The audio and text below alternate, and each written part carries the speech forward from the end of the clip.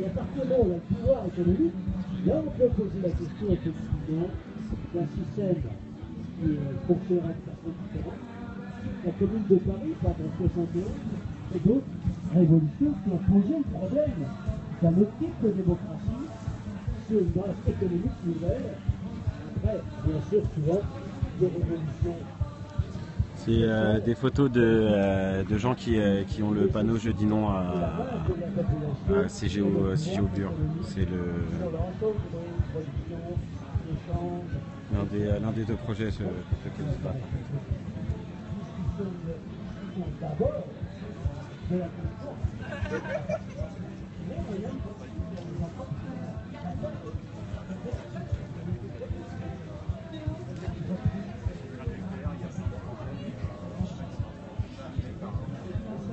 Quelqu'un qui m'a parlé d'un accident nucléaire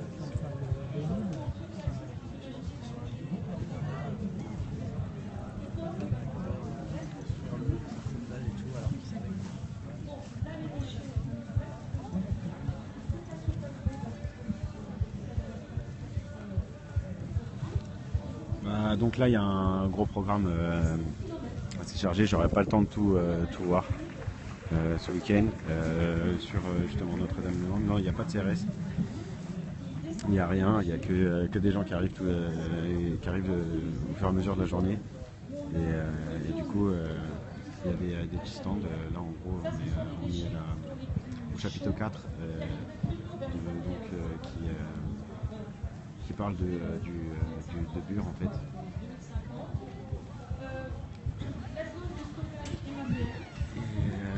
Voilà, en gros là il y a un petit film pour expliquer un peu ce qu'est le combat de Bure.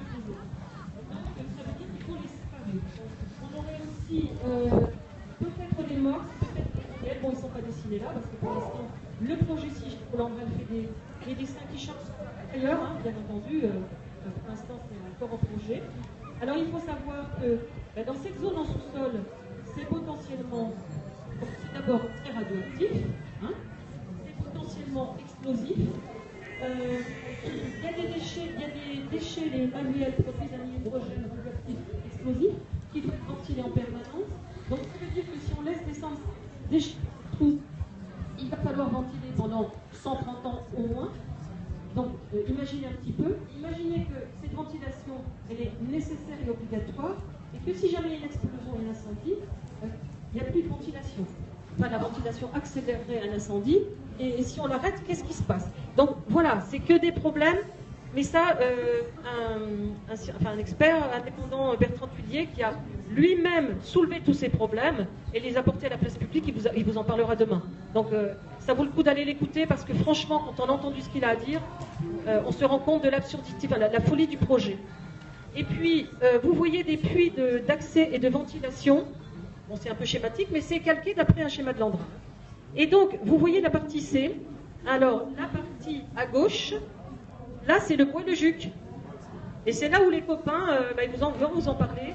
C'est là où, en fait, ça fait 15 jours qu'on a réussi, enfin, des gens ont réussi à arrêter les travaux de l'Andra.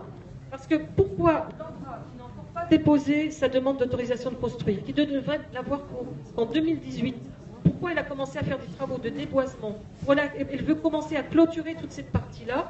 C'est en fait, nous estimons, et on a des recours, elle a commencé à travailler de façon complètement illégale. Voilà.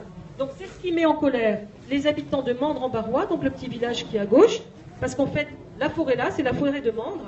Et cette forêt-là, on lui a échangé pour la forêt de Bonnet, le bled qui est devant. Voilà. Voilà, en fait, après, il y a eu un échange de forêt.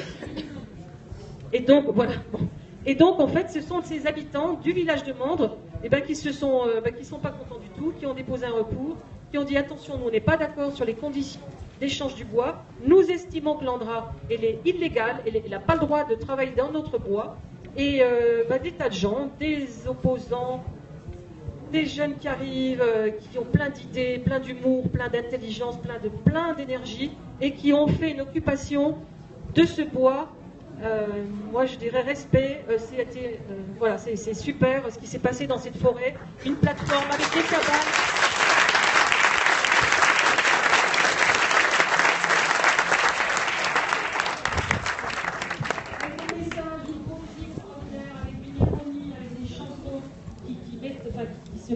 des acteurs.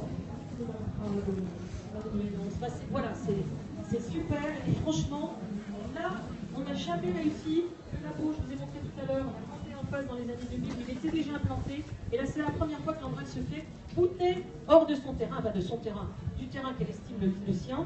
Et il faut absolument continuer parce que 6Go, c'est là qu'on va réussir à l'arrêter, c'est-à-dire en l'empêchant de faire ses travaux.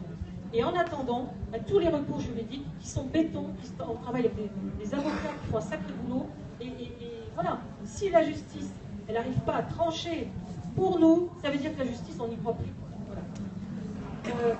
Je voulais juste vous dire une chose, c'est que l'urgence aujourd'hui, c'est aller reprendre, c'est réoccuper la forêt du Juc. Ni gouvernement, ni justice.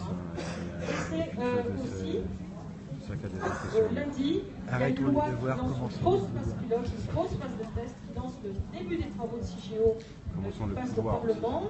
Et que nous estimons aussi, c'est une loi qui est complètement illégale. Elle a été, elle va être votée en session extraordinaire, qui a été votée en un quart d'heure par des députés qui ne connaissent pas le dossier, à qui on n'a transmis aucune information. Donc là, c'est clair aussi. En ce moment, on a une campagne d'interpellation des députés. On a de leur envoyer des dossiers d'information. On est en contact avec certains pour qu'ils passent, on espère, une bonne gueulante lundi au Parlement. Voilà, donc là aussi. C'est pas que le vote n'a servi à rien, c'est que le vote a exprimé un vœu démocratique. Mais il est question que les gens qui sont ici et qui habitent ici ne vont pas partir comme ça non plus. C'est-à-dire que tout ça, ce sera fait. On peut voter ce qu'on veut, ça ne fera pas partir les gens ici. Donc nous, on n'est pas dupes quand même, on a le sentiment que... Et en plus, ça coûte 5,7 milliards d'euros. Alors quand on sait que EDF et Areva, qui nous disent depuis des décennies que le nucléaire est propre, qu'est-ce qu'on fait des déchets? On ne sait pas quoi faire des déchets, et pas cher. Voilà, c'est pour ça aussi que les gens restent mobilisés, c'est parce que le gouvernement fait de la merde. Sur des aéroports, sur des étendues de verdure magnifiques. Donc on nous présente ça aujourd'hui, 6Go comme le chantier industriel, européen industriel, le plus gros, le plus coûteux du siècle. Nous disons le plus risqué, de façon gigantesque. Et on n'a que 5 milliards en France dans les caisses pour le faire. Donc ça veut dire que nos parlementaires, s'ils prennent la responsabilité de lancer cette loi, ça veut dire qu'on reporte à nos enfants, nos petits-enfants, générations à venir, le soin de trouver 20 à 30 à 40 milliards d'euros, alors que peut-être ils n'utiliseront plus le nucléaire. Oui, en plus, c'est même pas légal. C'est quelque chose qui est... À partir du moment où on vote quelque chose d'illégal, est-ce qu'on doit le faire quand même? Si on votait le fait de vouloir tuer Hollande, est-ce qu'on pourrait le faire quand même? Et ça, c'est dans l'indifférence la plus totale et dans l'ignorance la plus totale. Je pense qu'il y aura un faible taux d'absence. C'est le moment de faire c'est sûr. Ça, par contre, Parlement, le référendum, je crois qu'il serait demandé. Voilà.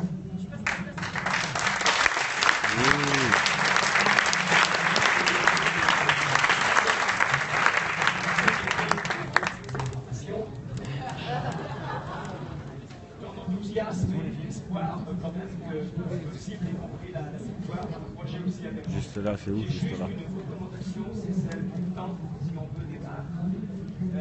Il nous reste seulement 45 minutes. Si on peut partager ce temps-là avec le public, eh bien, ce serait gentil à vous. Parce qu'il y a certainement des questions qui vont se poser.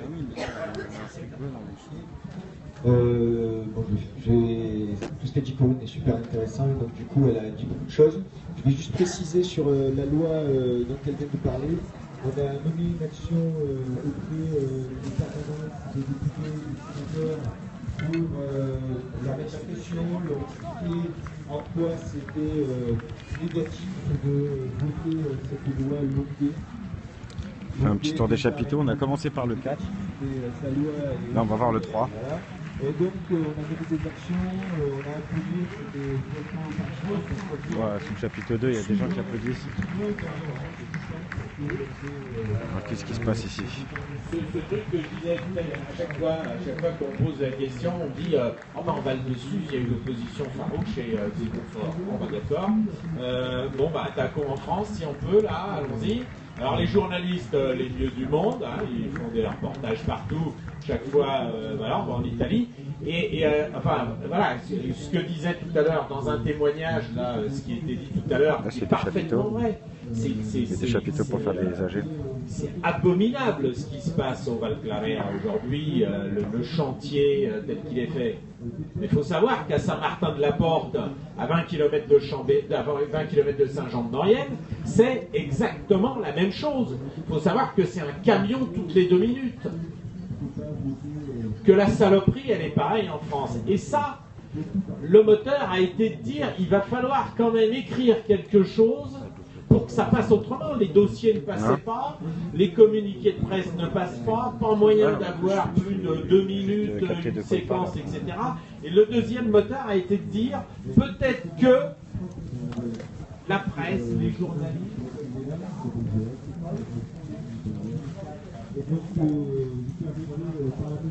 Voilà comment elles sont, ils tiennent les chapiteaux. Permettra de passer sur une séquence d'information, de communication, de transmission qui soit un peu plus longue que les 27 secondes auxquelles on a le droit quand on te file un micro où tu parles pendant un quart d'heure, mais de toute façon ça coupe parce que ça passe au journal télévisé. Et donc c'était ça. D'une manière, ça a marché, puisque effectivement, il y a eu un 52 minutes sur France 3, 11h du soir, soit, mais quand même, en face, ils se sont dit, mais c'est pas possible. Là, l'extrait, pour ceux qui étaient là, on pourra le remontrer, parce que ça dure pas trop longtemps, et là, du président de Lyon-Turin Ferroviaire, à qui on dit, mais enfin, 4 heures au lieu de 7 heures, là, c'est un mensonge. En fait, ça fait 5 ans qu'on dit ça, qu'on écrit ça partout. Et si cette question a pu être posée... Après, on va au devant.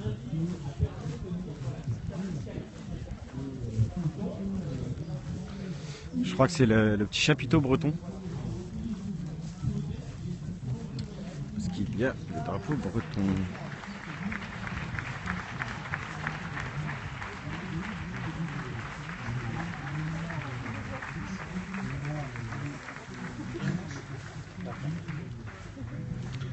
Voilà le programme du chapitre 8.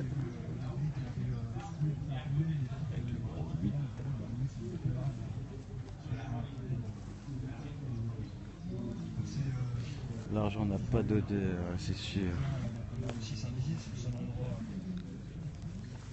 Voilà, Pignot. Disons le matos, on a déjà eu deux avions de chasse. C'était il y a 3 ans, et on a eu un hélicoptère Super Puma avec une caméra thermique. C'est pas la première fois qu'on a le dispositif. Attention, c'est du lourd ici.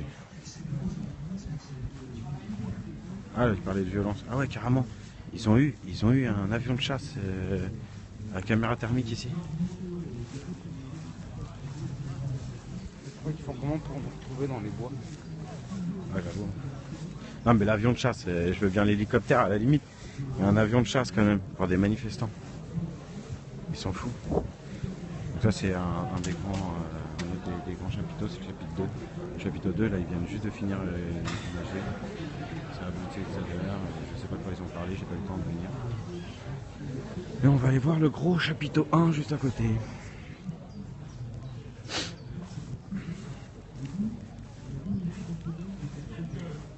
C'est ouf comment c'est immense les amis. Franchement, on pourrait tous être là qu'il y a encore de la place.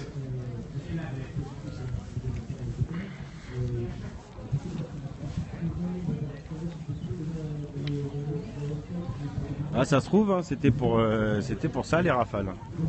Les rafales qui décollent du Charles de Gaulle, hop, direct, ils vont à Notre-Dame, ils viennent faire des petits photos infrarouges des bois et voilà quoi. Pour voir s'il n'y a pas des petits zadistes qui se cachent dans les bois. C'est énorme.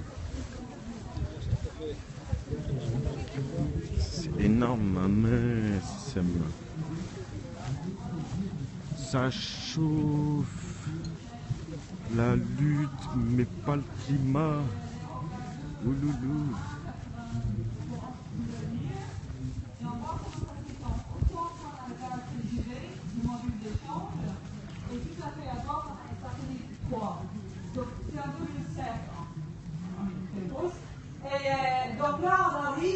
sur l'aéroport assez proche de ce qu'on a actuellement, sauf qu'il y a un satellite 4. Donc on est sur 65 millions de passagers. Et c'est depuis 1974, donc ça fait. Combien d'années ça fait 40 ans. Donc on a. Ça a augmenté relativement, progressivement, mais très sérieusement. Quand j'ai vu l'aéroport de Paris, je pense qu'il y avait 35 millions de passagers. Les riverains contestaient beaucoup l'agrandissement, mais aujourd'hui ils sont arrivés à 65. Donc les différentes formes de résistance autour de l'aéroport, bon, ils arrivent à adopter certaines choses, mais la croissance ou la population de passagers a augmenté, ainsi que le fret, parce qu'il faut aussi penser au cargo, au fret. D'accord? Alors, voilà, quelques vues aériennes, c'est pour nous donner un petit peu la mesure des choses, c'est très important d'avoir un peu la mesure de ce qu'on parle, de ce qui est bâti sur un aéroport. Un dixième de l'aéroport est bâti en bâtiment, mais une grande partie est bétonnée. On continue à avoir une vue de l'aérogare 2, mais depuis les zones de fret. Donc les zones de fret, comme les zones des aérogares, agrandissent au fur et à mesure des aérogares. À quoi pourrait ressembler Notre-Dame si on avait posé vraiment l'aéroport qui propose de faire. N'est-ce pas? Et on voit un petit peu l'interconnectivité, la réfrigération de la TGV et les aérogares. Alors, plus c'est assez impressionnant de plusieurs façons. C'est pour ça que voici aussi un système de transport en C-pop dont je suis architecte. Et qui dessert les aérogares, j'espère, améliorer l'accessibilité au monde. Et qui montre aussi un peu l'échelle de cet ensemble. C'est une ville. Et cette ville va au-delà de ses frontières. Et on va en parler comment ça va au-delà de ses frontières dans quelques minutes. Alors, continue. Alors, si tu continues, juste tape une, on voit petit à petit. Je fais un récapitulatif comment les choses se mettent en place. Si tu. Alors, on a le A1 qui est évidemment l'accès par la route, et l'accès par l'ouest, le nord-sud et par l'est-ouest. Ensuite, l'accès par le gare TGV et le RER. Après, on a le RER, le TGV, voilà. Le CDGVAL. Et on va avoir les 4 pistes, je crois qu'ils vont venir là. Donc voilà, vous avez vu un peu le détail de voici. Voilà, et on va regarder très vite, un peu comme c'est divisé par zone. Donc on va taper 1, 2, 3, 4. Les zones de cargo, les zones de maintenance, les zones techniques, les zones tertiaires et les zones des terminaux. Voilà. Donc on arrive sur le plan Astor Charles de Gaulle aujourd'hui. Vous avez en tête les champs en 74. Voilà. Et donc là, on est dans un autre monde. On voit les nœuds routiers là. Ils ont quand même des spaghettis là. C'est assez important. Et après, c'est Yvonne qui a fait un petit peu référence à ça. Tout ce qui pousse autour de l'aéroport est très important. Donc, dans 2 minutes, je vous en parler de ce qui pousse autour de l'aéroport. Vous avez déjà vu l'emprise. Et le 3 minutes, très vite. Alors, on tape. Alors, 2 secondes pour vous dire, je travaille sur un autre enseignement, sur les villes en mutation, et particulièrement sur Istanbul. Alors, Istanbul, c'est énorme par rapport à ce qui se passe ici à Notre-Dame-des-Landes. Mais c'est intéressant, juste pour voir. Retourne, s'il vous plaît. Quand tu vois le plan d'Istanbul en 41, en population d'1 million, en population de 13 millions, et qu'est-ce qui structure le territoire? Mais c'est les infrastructures. C'est les infrastructures routières, on le voit très bien. Et quand on arrive en bas en 2015 avec une population de 15 millions, qu'est-ce qui structure le territoire encore? C'est les infrastructures routières, maritimes, aéroportuaires et ferroviaires. Donc ça va ensemble. C'est des réseaux, ça va ensemble. Encore une. Et évidemment, ces réseaux ne s'arrêtent pas à Istanbul. Ils sont, pour le cas d'Istanbul, c'est une question de l'Eurasie. Et c'est une question des différents modes de transport, d'intermodalité entre ces modes de transport.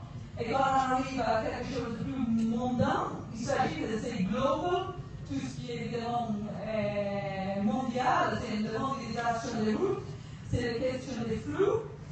Et ça marche, monsieur? Et juste pour finir un petit peu, parce que j'ai 2 minutes, pareil, sur ces questions de flux, j'ai envie de vous dire, la mesure des choses est très importante.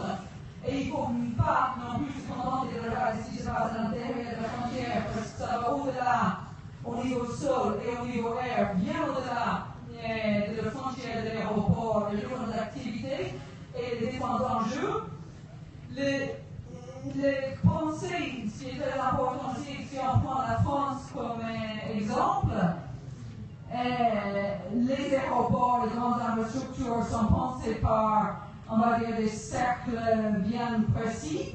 C'est des personnes surtout. Est-ce que tu as été voir sur le Telegram une de vous et leur formation leur amène à discuter beaucoup entre eux. Et discuter beaucoup entre eux en amont des décisions. Donc le RFF et la SNCF, Aéroport de Paris, Vinci et autres, c'est les mêmes qui se concertent sur l'organisation du territoire. Et la vraie concertation se passe entre eux. Et entre tout le monde, des potes qui ont fait les écoles ensemble. Alors ils sont gentils ces gens, il ne faut pas croire. Mais c'est une sorte de cercle fermé. Et quand on arrive, nous, dans la concertation, on va dire en tant que public, c'est déjà décidé le grand maillage, le grand découpage territorial. Et nous, on arrive sur l'objet bien trop tard.